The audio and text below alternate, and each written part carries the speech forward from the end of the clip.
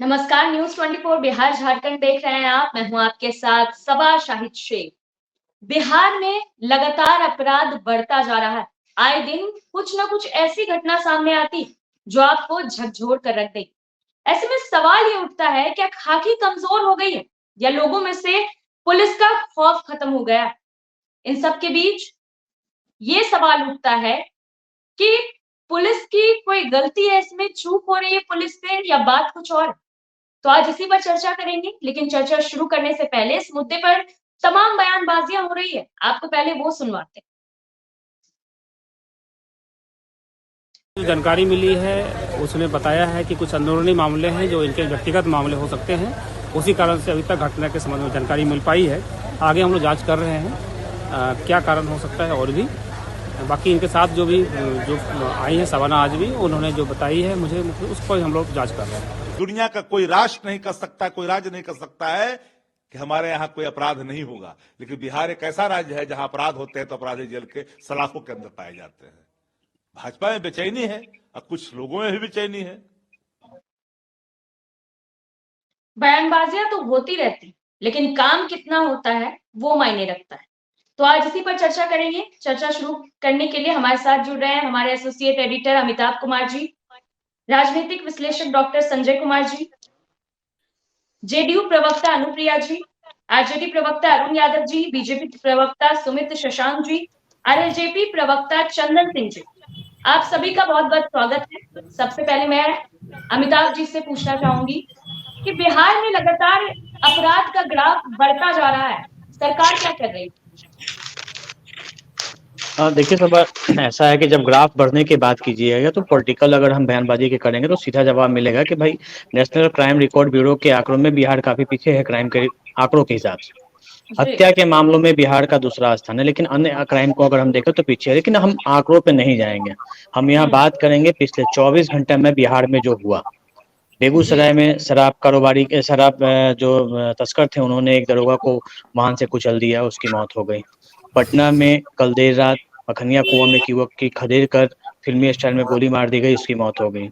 कल ही जक्कनपुर में घर में घुसकर एक महिला के साथ उसका चैन छीन लिया गया। कल रात की ही घटना है कि मरीन ड्राइव में घूमने गई एक पुलिस कांस्टेबल और उसकी जो साथ गई थी एक सब इंस्पेक्टर, दोनों घूमने गई थी, रील्स बना रही थी, गोली चली, गोली उनके हाथ में लगी, वो अस्पताल में भर्ती है। कल देर रात पटना के कदम कुआं इलाके में एक प्रोफेसर के घर में अपराधी घुसते हैं और पटना में डकैती की वारदात को अंजाम देते हैं।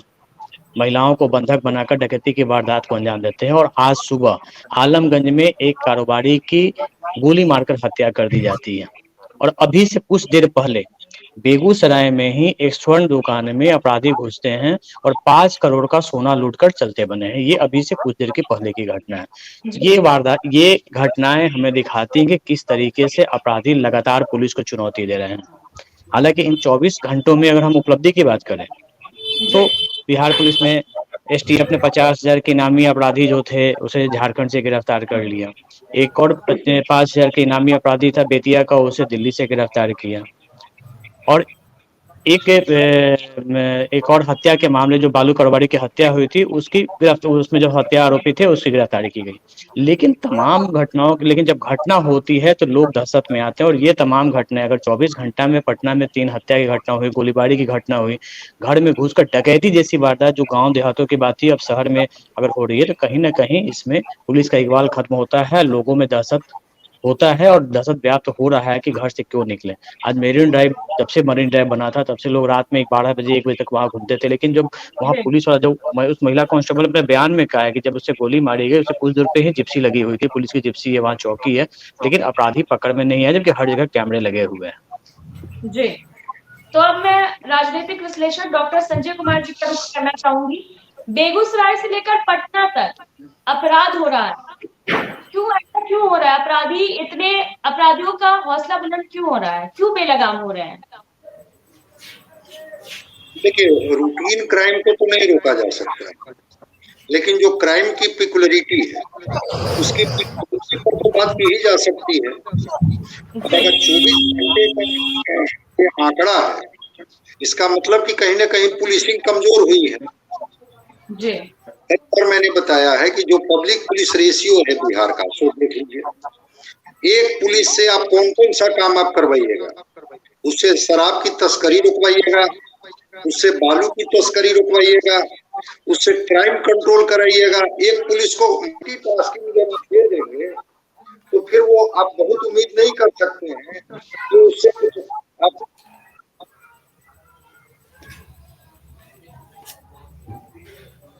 अरुण जी से सवाल ले लेते हैं तब तक। अरुण जी, क्या चल रहा है बिहार में? लगातार अपराध हो रहा है। शबाज जी, ऐसी ऐसी कोई बात नहीं है। अमिताभ जी ने पहले ही कहा कि आप एनसीआरबी का रिपोर्ट अगर देखेंगे तो उस रिपोर्ट में बिहार अपराध के मामले में सबसे पीछे है, सबसे आगे भाजपा शासित प्रदेश है। जी अरुण जी, लेकिन जो 24 घंटे में जो खबरें सामने आई है, बिल्कुल बिल्कुल उसमें क्या कहना बिल्कुल चाहेंगे? वो तो बेशक डराने वाली है। बिल्कुल बिल्कुल बिल्कुल आपराधिक घटनाएं जो भी हो रही है, निश्चित रूप से अब सरकार के लिए, प्रशासन के लिए चिंता का विषय है। और आप देखेंगे कि आपराधिक घटनाओं के त्वरित बाद जो कार्रवाई होती है, कार्रवाई को आपको देखना पड़ेगा।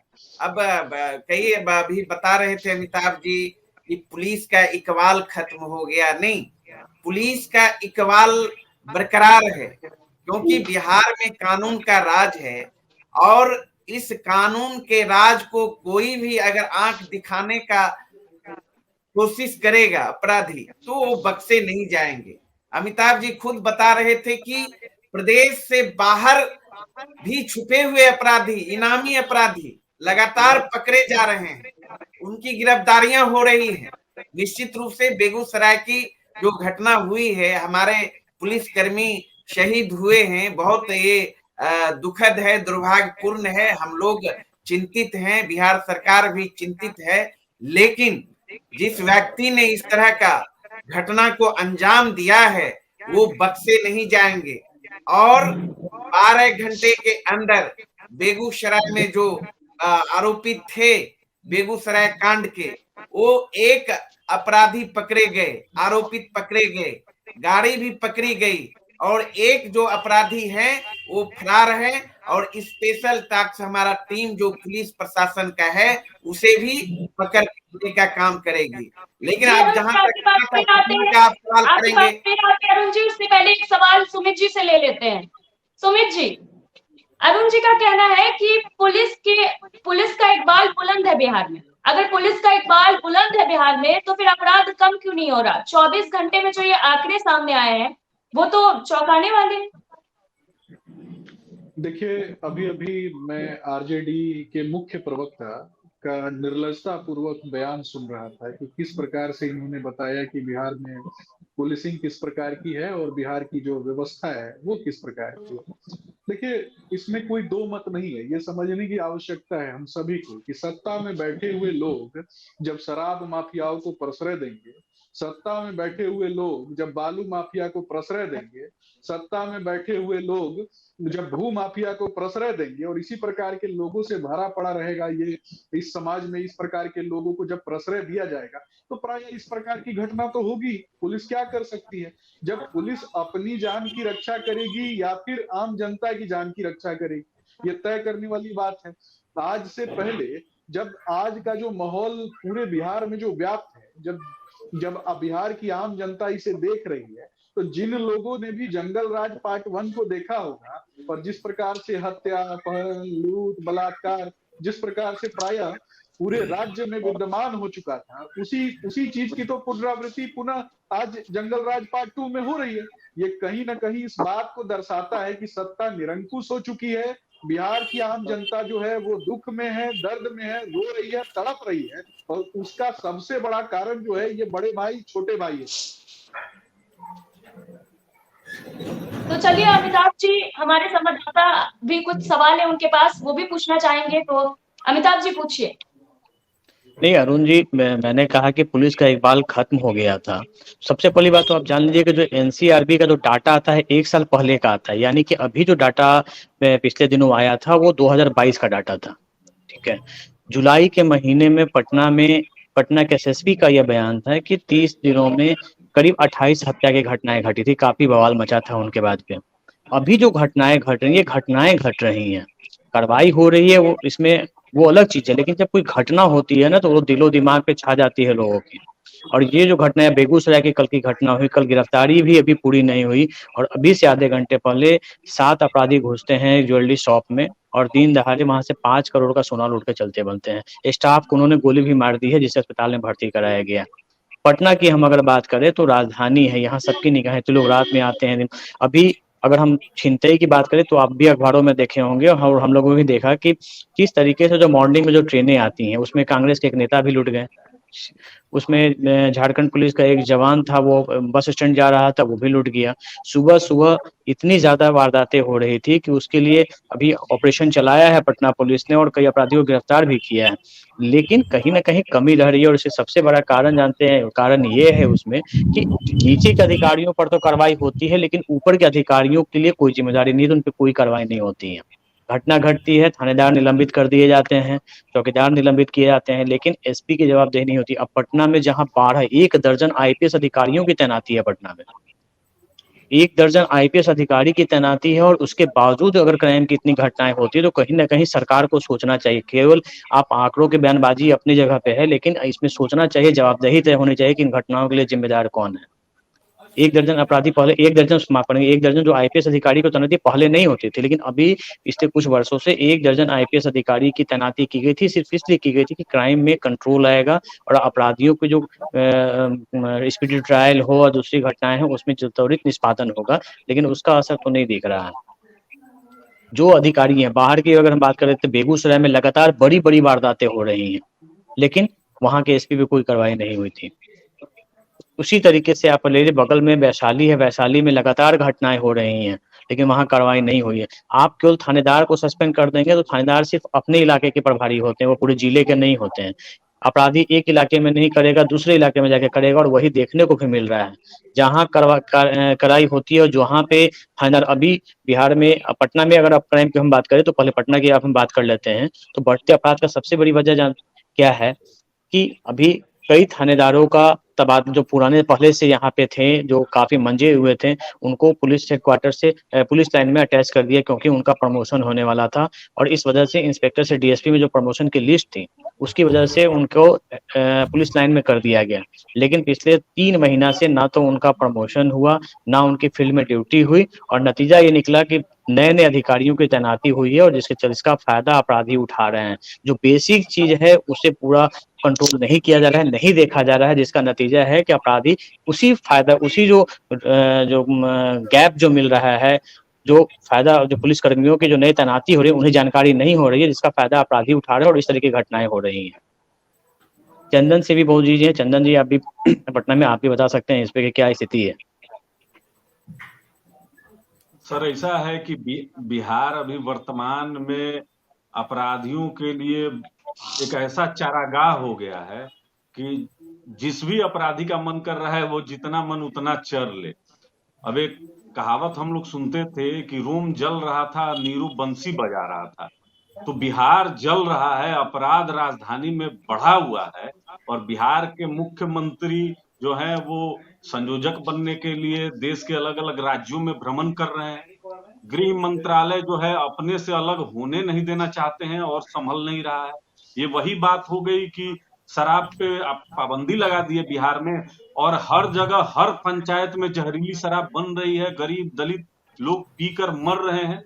तो विफलता सरकार पाने का प्रयास कर रही है। अब जैसे हमारे राष्ट्रीय जनता दल के प्रवक्ता भी बैठे हुए हैं, अब इनसे आप अपराध पे बात कर रहे हैं तो एनसीआरबी का ही डाटा दिखा रहे हैं कि देखिए पूरे और भी बीजेपी शासित राज्य में इस तरीके का हो रहा है। अरे हम दूर नहीं जाना चाहते हैं, माननीय मुख्यमंत्री जी अपने शुरुआती जो वर्ष है उसी से कम तुलना कर लें। 2005 में जहां जब बिहार जंगल राज से उभरा था, और बिहार में कहा जाता सिनेमा हॉल में नाइट शो लोग देखने डर से नहीं जाता था, और मुख्यमंत्री जी आए और एक ऐसा माहौल डेवलप हुआ कि लोग घर से बाहर निकलने लगा। आज तो हालात ये है कि सुबह मॉर्निंग वॉक करने लोग जाता है और उनका चेन और पर्स छीना जाता है। तो स्थिति बहुत काफी भयानक है, और लगातार हम लोग खबर देखते हैं आप ही लोग के माध्यम से कि बालू तस्कर कभी पुलिस को बंधक बना लेते हैं, कभी शराब, अवैध शराब के लिए पुलिस जाती है, वहां ग्रामीण दौड़ा दौड़ा कर पीटते हैं। यहाँ तो हालात ये है, अतिक्रमण हटाने भी जा रहा है लोग तो इन लोग को दौड़ा दौड़ा कर मारा जा रहा है। तो सरकार कहाँ है और सरकार का इकबाल कहाँ है? अपराधी तो जब मन कर रहा है तब बैंक डकैती कर रहा है, जब मन कर रहा है तब हत्या कर रहा है, बलात्कार कर रहा है। तो बिहार में जो अभी अपराध का आंकड़ा है और इसको छुपाया जा रहा है, आप किसी भी पुलिसकर्मी का जो उस अपराध की जांच कर रहे हो उनका जब बयान आप सुनिएगा तो वो बोलेंगे कि ये आपसी रंजिश थी, अभी जांच चल रही है, हम बाद में करेंगे। तो एफआईआर भी ढंग से बिहार के थानों में दर्ज नहीं हो रही है, अपराध के आंकड़ों को छुपाया जा रहा है। और हम तो यही कहेंगे कि माननीय मुख्यमंत्री जी का उम्र भी हो गया है, अब कब ये विधानसभा में अंड बंड बोल देते हैं, क्या बोल देंगे कुछ कहा नहीं जा सकता है। और इनसे संभल भी नहीं रहा है गृह मंत्रालय, तो कम से कम खुद नहीं संभाल सकते हैं और आपसे संभल नहीं रहा है तो कम से कम किसी योग्य व्यक्ति को दें जो प्रॉपर इस मंत्रालय के माध्यम से बिहार में जो अपराध हो रहे हैं, आंकड़े बढ़ रहे हैं, इसको कम से कम नियंत्रित करें। क्योंकि देख लीजिए अभी की घटना है, पूरा देश जो चर्चा कर रहा है कि संसद में किस तरीके से कुछ लड़के जो है कि संसद की गरिमा को तार तार करते हैं, उनका मेन मास्टरमाइंड बिहार का है ललित झा, लेकिन बिहार सरकार इस पर मौन है। बराबर यहाँ एनआईए के छापे पड़ते हैं और राजधानी में यहाँ पर देश विरोधी ताकत जो है गढ़ बनाकर रहती है, बिहार सरकार मौन रहती है। तो तुष्टीकरण की राजनीति जब तक राष्ट्रीय जनता दल और जनता दल यूनाइटेड नहीं छोड़ेगी, बिहार अपराध मुक्त नहीं हो सकता है। मैं ऐसा मानता हूं कि यह सरकार पूरी तरीके से विफल हो गई है और माननीय मुख्यमंत्री जी को कम से कम इस्तीफा देना चाहिए इस पर। जी, एक सवाल मैं ले लेती हूँ अमिताभ जी, डॉक्टर संजय कुमार जी से। बिहार सरकार सख्ती नहीं कर पा रही है ढंग से अपराध पर, या सख्ती काम नहीं आ रही है? नहीं, चूंकि मैं अपनी बात को कंप्लीट नहीं कर पाया था। जी, आप पहले वो कंप्लीट कर लीजिए फिर ये बोल दीजिएगा। जी देखिए, आंकड़ों से कुछ नहीं होता है कि वो एनसीआरबी का डाटा क्या कर रहा है और एससीआरबी का डाटा क्या कर रहा है। स्टेट रिकॉर्ड में भी जो पुलिस कंप्लेन दर्ज करती है, अगर एफआईआर कम होंगे तो आपके आंकड़े में वो नहीं मिल पाएगा। मैं क्राइम की पिकुलरिटी की बात कर रहा हूँ। मैं एक छोटे से उदाहरण से चीजों को स्पष्ट कर दे रहा हूँ। जिस तरह से शराब की तस्करी और मादक पदार्थों की तस्करी हो रही है, वो एक नया अपराधी गिरोह पैदा हो रहा है बिहार। और मैं आज ही देखा अखबार में कि एक 80 वर्ष की एक वृद्धा की जो हत्या की गई थी, उसमें उनका पोता संलग्न था। और पोता क्या था, वो नशा करता था। वो 2-3 लड़कों के साथ घुस गया घर में। सेल टैक्स कमिश्नर उनके बेटे थे, वो रांची में रहते थे, वो वृद्धा अकेले रहती थी। और चूंकि पोते को वो दादी पहचान जाती है और फिर वो गला दबा करके उनकी हत्या कर देती है। तो जब मादक पदार्थों की तस्करी होगी, शराब की तस्करी होगी, एक तस्कर का गिरोह खड़ा होगा, तो अपराध तो बढ़ेंगे, ये बट नेचुरल है। और प्रोफेशनल पुलिसिंग जब तक आप नहीं कराते हैं, अभी अमिताभ जी ने सही कहा कि जो ट्रेंड पुलिसकर्मी है, अगर उनको प्रमोशन दे करके आप डिटेन किए हुए हैं, उनको फील्ड पोस्टिंग आप नहीं देंगे, तो बिना प्रमोशन के, तो जब तक आप उनसे प्रोफेशनल पुलिसिंग नहीं करवाइएगा, तब तक तो ये नए लड़कों को दीजिएगा, इनको तो समझने में ही काफी वक्त लग जाएगा। एक दूसरी चीज मैं बार बार कहता हूं कि पॉलिटिकल पोस्टिंग बंद करनी है, वो चाहे जिनके भी चहेते हो। कोई भी सरकार नहीं चाहती है कि लॉ एंड ऑर्डर की स्थिति खराब हो, हमारे ऊपर विपक्ष हमलावर हो।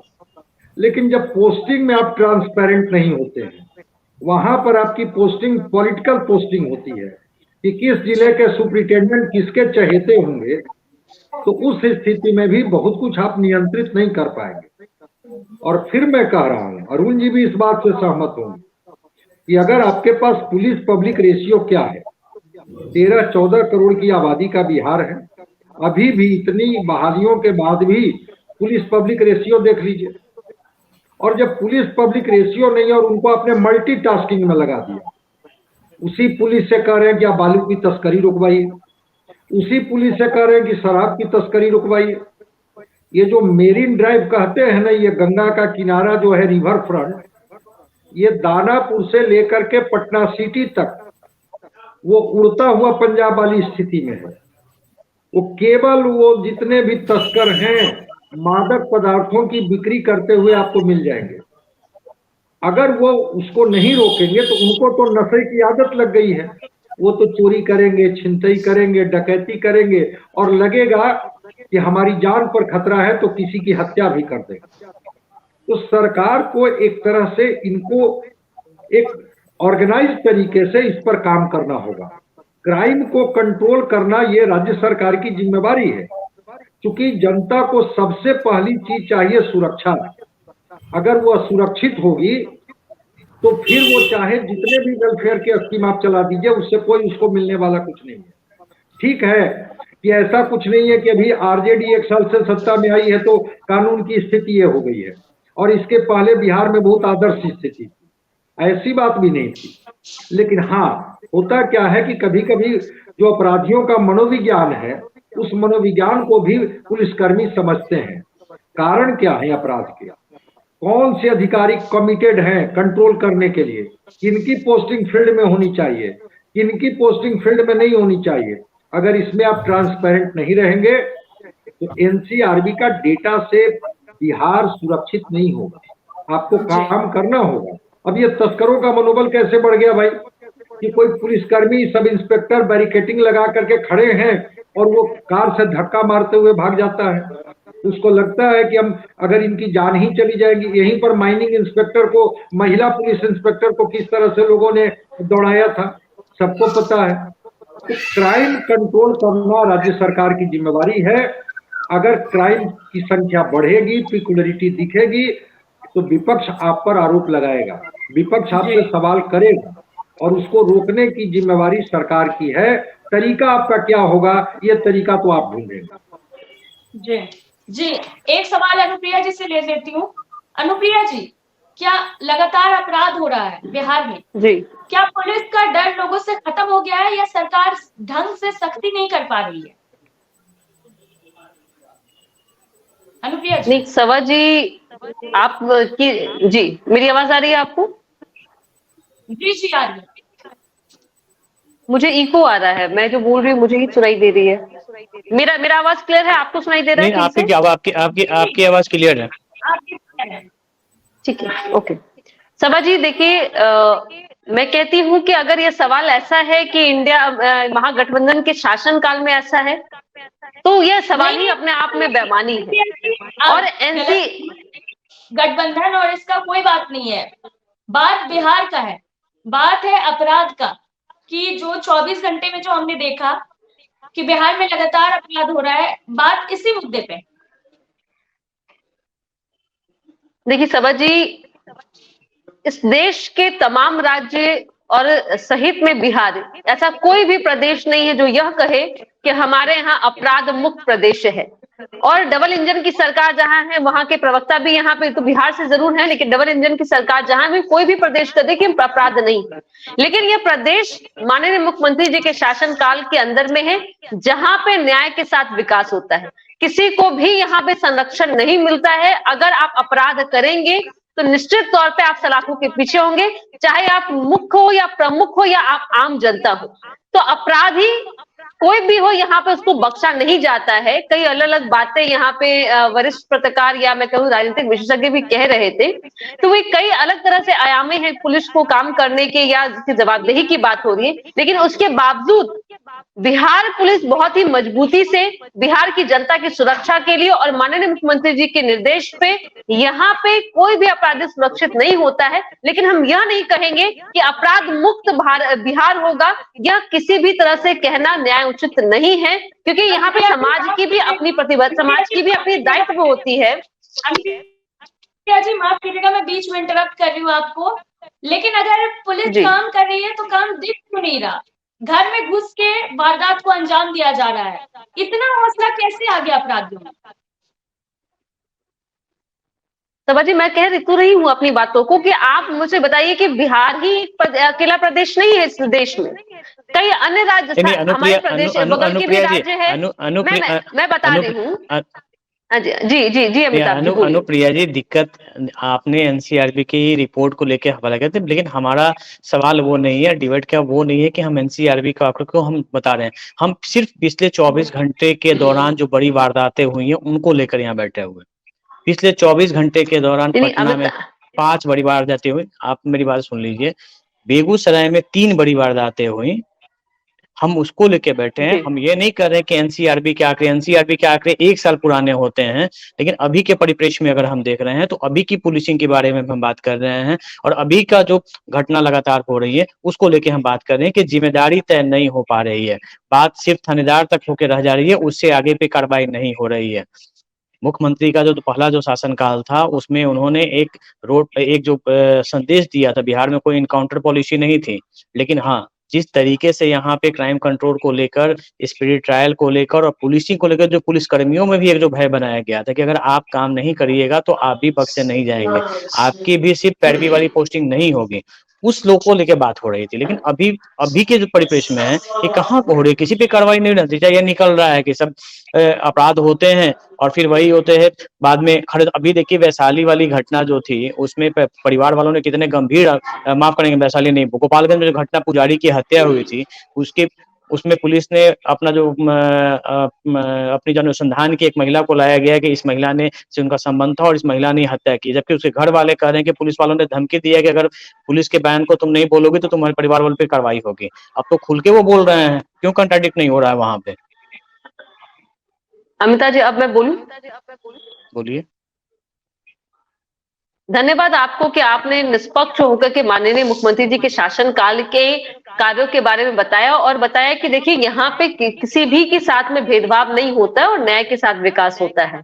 और आप अगर मुझसे कहेंगे कि एक दिन की घटना की बात मुझे कहेंगे, तो अमिताभ जी कभी भी आकलन एक दिन के कार्य से नहीं होता है। आप एनसीआरबी की रिपोर्ट्स को अगर आप, मुझे लगता है कि आप कहेंगे कि 1 वर्ष का रिपोर्ट उसको साइड कर दीजिए, तो मुझे लगता है कि एक दिन की घटना से आप पूरे प्रदेश की कार्यशैली पे या पुलिस के प्रशासन की कार्रवाई पे सवाल नहीं उठा सकते हैं। हाँ, निश्चित तौर पे जो घटनाएं हुई वो दुखद है, मैं इसको मानती हूँ, लेकिन फिर भी हमारे बिहार की पुलिस जो है, अगर आप कह रहे हैं कि जिम्मेदारियां ज्यादा है, उसके बावजूद बिहार की जनता को सुरक्षा मुहैया कराती हूँ। आप अगर पटना में है या कितने अन्य जिला में भी हैं, तो बेखौफ होकर महिलाएं सड़कों पे घूम रही हैं, अपने कार्यों को करिए। यही एक न्याय के साथ विकास है कि आप अगर व्यवसायी हैं, और आपने देखा होगा इन्वेस्टर मीट भी आया है बिहार में, कई बड़े बड़े कंपनियों ने यहाँ इन्वेस्ट करने का इच्छा जताई है और करेंगे भी।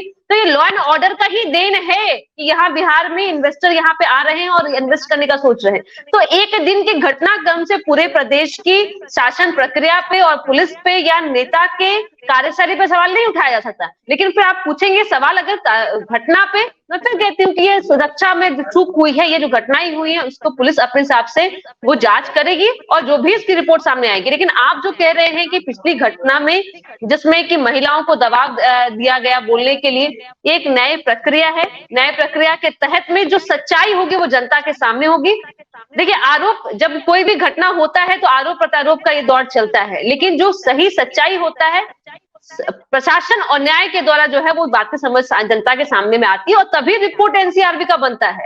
ये हम आप बैठ के नहीं बनाते हैं, यहाँ पुलिस की रिपोर्ट्स के आधार पर ही बनता है। इसलिए बिहार डबल इंजन की सरकार जहां जहां है भाजपा की, वहां से ज्यादा सुरक्षित है बिहार, बिहार की जनता के लिए, बिहार के प्रदेशवासियों के लिए, क्योंकि यह माननीय मुख्यमंत्री जी का शासनकाल है।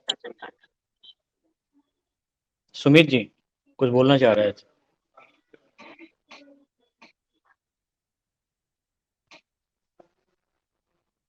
आप म्यूट पे हैं। सुमित जी आप म्यूट किए हो।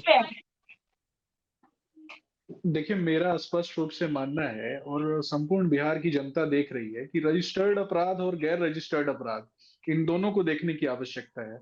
जब ये जो एनसीआरबी की डेटा की बात हो रही है तो ये रजिस्टर्ड अपराध की बात हो रही है, परंतु एनसीआरबी के डेटा के अलावा जो गैर रजिस्टर्ड अपराध हैं, जो प्रायः ये देखने की आवश्यकता है कि बिहार के प्रत्येक जिले में प्रायः महिलाओं के साथ किस प्रकार से कौन सा ऐसा दिन है जिस दिन किसी जिले से किसी महिला के साथ बलात्कार की अथवा किसी प्रकार की अमर्यादित घटना जो है वो नहीं बाहर आ रही है।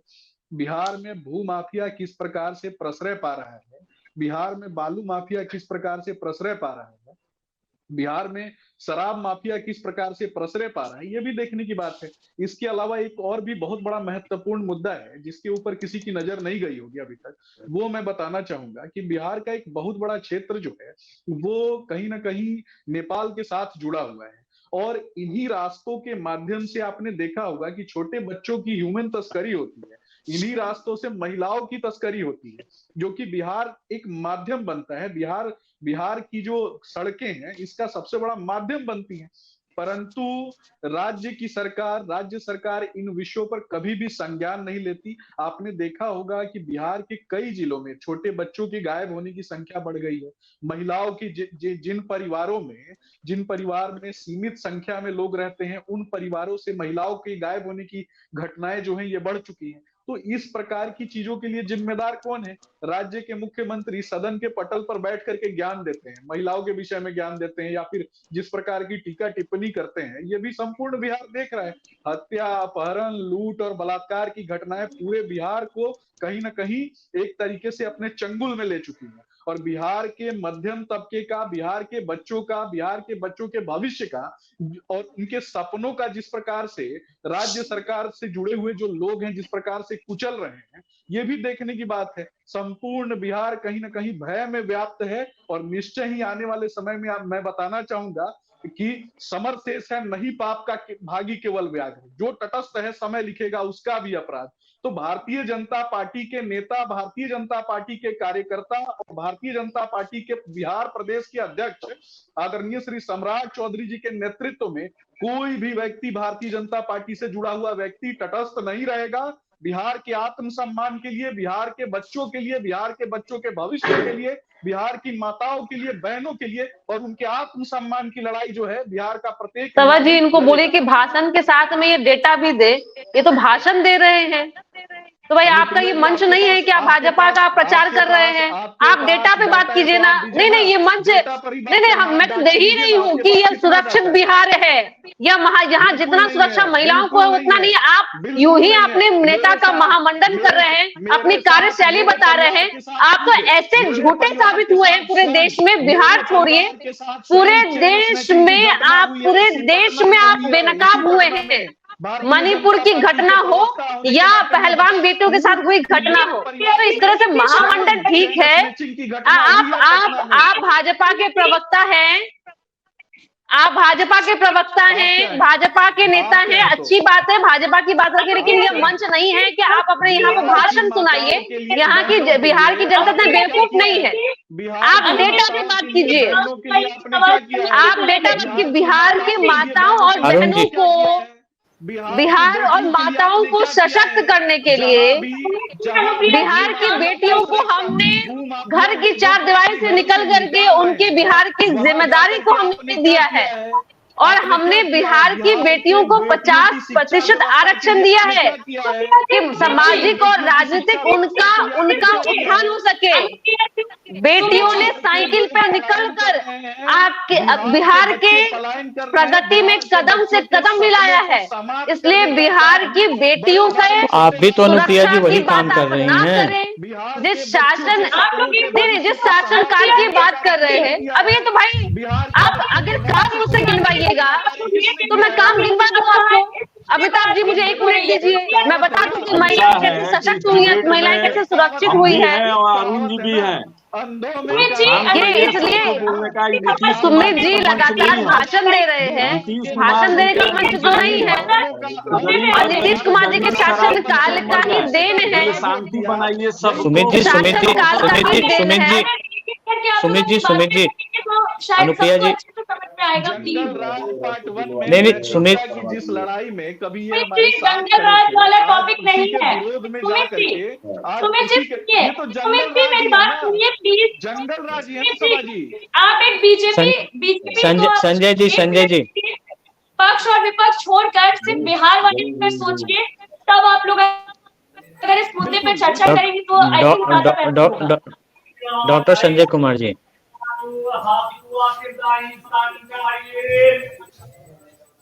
डॉक्टर संजय कुमार जी।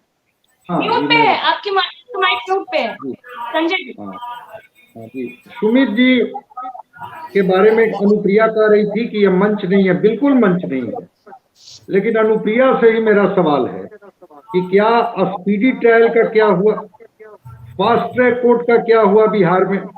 मुख्यमंत्री जी का पहला कालखंड देख लीजिए, 2005 से 10, 10 से 15, 15 से 20।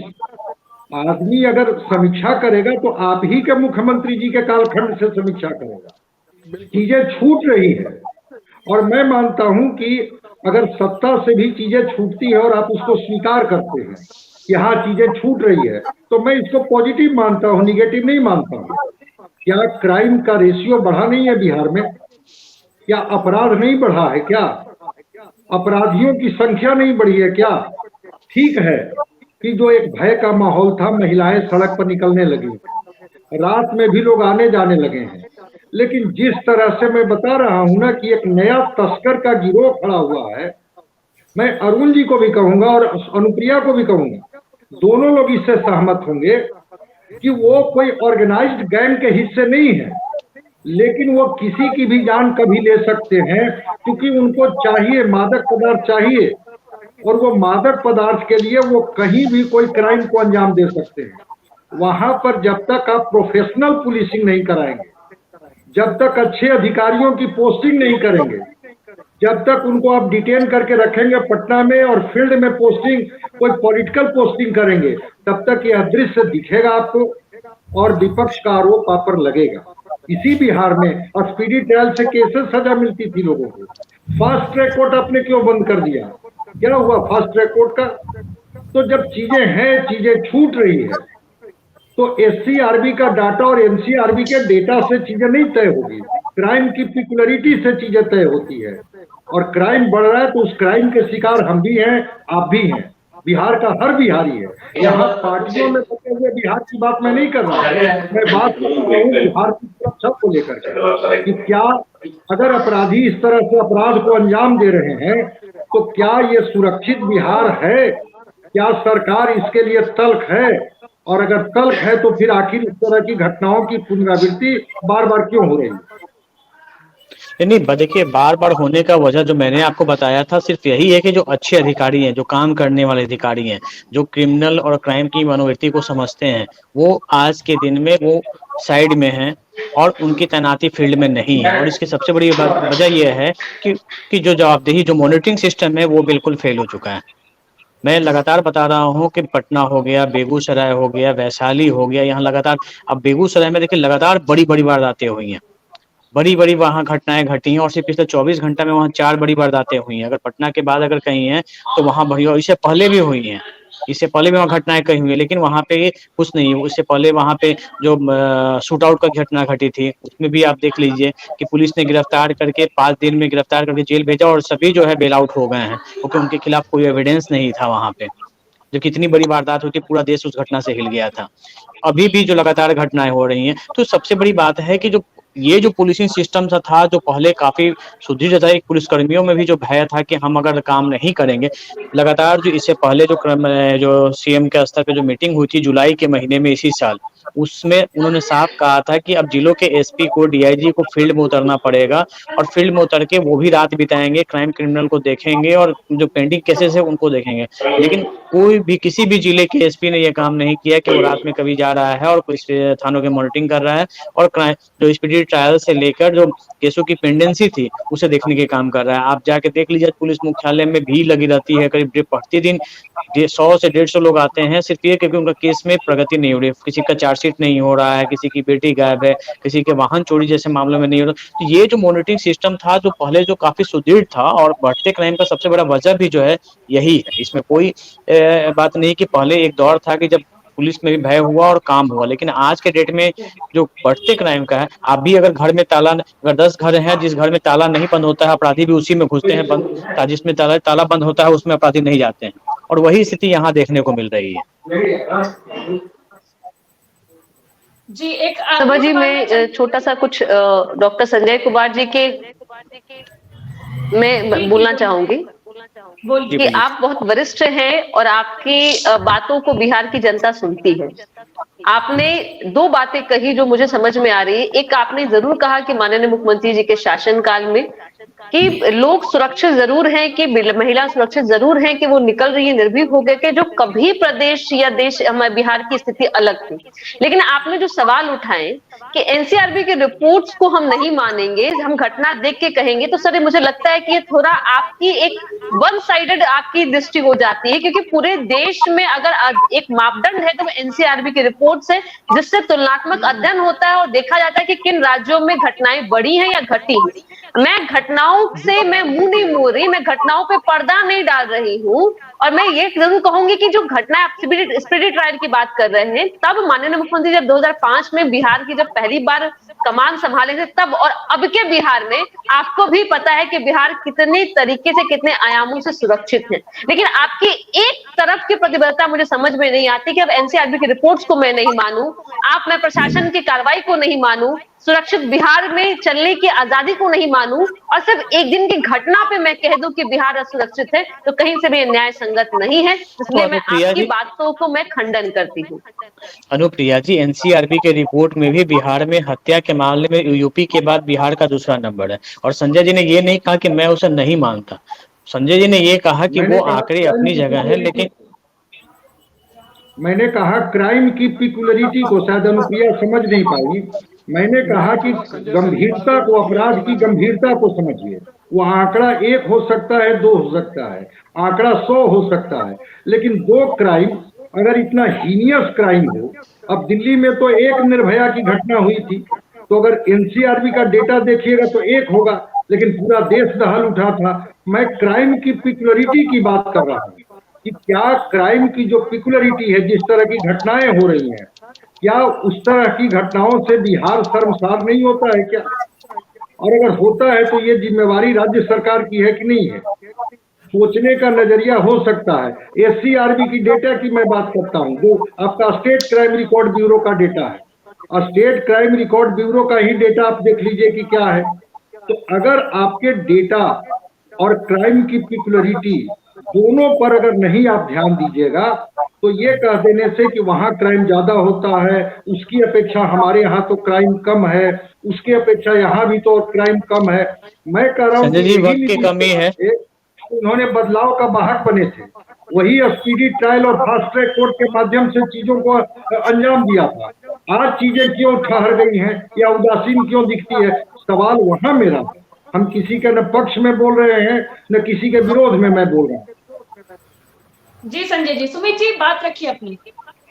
देखिए, एक बात तो अभी संजय सर ने कहा कि ये देखने की बात है कि पूरा बिहार जो है एक तरीके से नशे के कारोबार में लिप्त हो चुका है।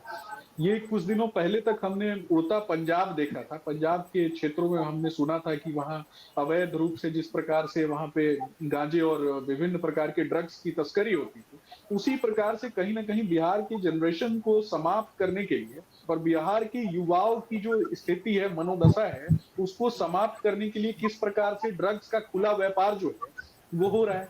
बिहार ही नहीं, पटना में आपने देखा होगा कि पटना का कौन सा ऐसा सड़क है जहां इस प्रकार का अवैध कारोबार नहीं हो रहा है। तो ये कहीं ना कहीं देखने की बात है। इस चैनल के माध्यम से संजय सर ने इस बात को उठाया, मैं भी इस बात को उठाता हूं कि निश्चय ही बिहार सरकार को इसके ऊपर त्वरित रूप से संज्ञान लेना चाहिए। और इसके बाद अनुप्रिया जी ने कहा कि महिलाएं सुरक्षित हैं, माताएं सुरक्षित हैं और बहनें सुरक्षित हैं।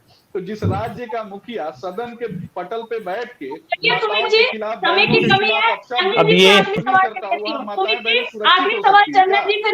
समय की कमी है। सुरक्षित हो बिहार की कानून व्यवस्था कब और कैसे सुधरेगी, एक बिहारी होने के नाते बताइएगा बस। देखिए, देखने से तो लगता नहीं है जिस राज्य के मुख्यमंत्री जनता दरबार लगाते हो सिर्फ अपने पीठ को थपथपाने के लिए, और जहां पर उनको क्राइम नहीं दिखता हो, पत्रकार की हत्या पर जब ये बयान देते हैं कि अच्छा हम दिखवाते हैं हमने कितना कुछ किया है, आपको तो पता ही होगा। देखिए, अब थक चुके हैं मुख्यमंत्री, इनको अब कोई लेना देना नहीं है कि बिहार में अपराध बढ़ रहे हैं। बस समीक्षा बैठक कुछ चंदन जी माफ कीजिएगा, मैं चाहती हूँ कि आखिरी सवाल है, आप बस एक बिहारी होने के नाते सोचे, पक्ष और विपक्ष का काम छोड़ दे 1 मिनट के लिए। देखिए मैं एक बिहारी होने के नाते बस इतना कह सकता हूं कि हमारे बगल के पड़ोसी राज्य उत्तर प्रदेश जैसा कानून व्यवस्था यहाँ पर चाहिए। अपराधियों को चिन्हित करके साफ करने की जरूरत है, क्योंकि मनोबल बहुत बढ़ गया है और इन दिनों हम लोग देख रहे हैं कि लगातार पुलिस पर हमले हो रहे हैं, बंधक बनाया जा रहा है, गाड़ी से कुचला जा रहा है। तो आपको कड़े चंदन जी, उत्तर प्रदेश में तो समानांतर सरकार चल रही है अपराधियों की। उत्तर प्रदेश की बात जो है राजनीतिक दल से सरोकार रखते हैं। देखिए जनता दल यूनाइटेड के एक नेता के गाड़ी में स्प्रिट बरामद हुआ था। जहरीली शराब बनाने का जो गिरोह है वह जनता दल यूनाइटेड के कई नेताओं को उससे तार जुड़ा हुआ है। आप देखिए कि छपरा में भी उन्हीं के घर में पकड़ाया था जहरीली शराब। तो ये तो इनका डबल स्टैंडर्ड है। पार्टी का डीएनए है, पार्टी का डीएनए है इनके। देखिए सवा जी, ये तो स्पष्ट है, देश के प्रत्येक राज्यों में अपराध छोटी या बड़ी घटनाएं होती है। जब बिहार का सवाल है, आप अपराध और लॉ एंड ऑर्डर पर आप बात कर रहे हैं, तो संगठित अपराध तो यहाँ है ही नहीं। और अमिताभ जी भी हैं और संजय सर भी हैं, और अखबार के पन्ने में जितने भी आपराधिक घटनाएं होती है, हमें लगता है 10 घटनाएं अगर देखेंगे उसमें 9 घटनाएं आपसी कारणों से होता है, और अपराध तो ऐसा बात नहीं। और उसके बाद ट्रक में भरकर शराब की बड़ी बड़ी खेप कैसे पहुंच जाती है अगर संगठित अपराध नहीं है तो। और जहां तक दरअसल बिहार में लगातार जो 24 घंटे में आंकड़े देखे गए हैं अपराध के, उससे बिहार की जनता बेहाल है। लोगों में अपराधियों का खौफ पैदा हो गया है। लोगों को अब ये डर सताने लगा है कि कहीं खाकी कमजोर तो नहीं हो रही है। ऐसे में सरकार अब क्या करती है, क्या एक्शन लेती है, जो लूप होल्स है, जो चूक हो रही है, उस पे किस तरह से ध्यान दिया जाता है, ये देखने वाली बात हो। फिलहाल के लिए इतना ही। देखते रहिए News 24 बिहार झारखंड।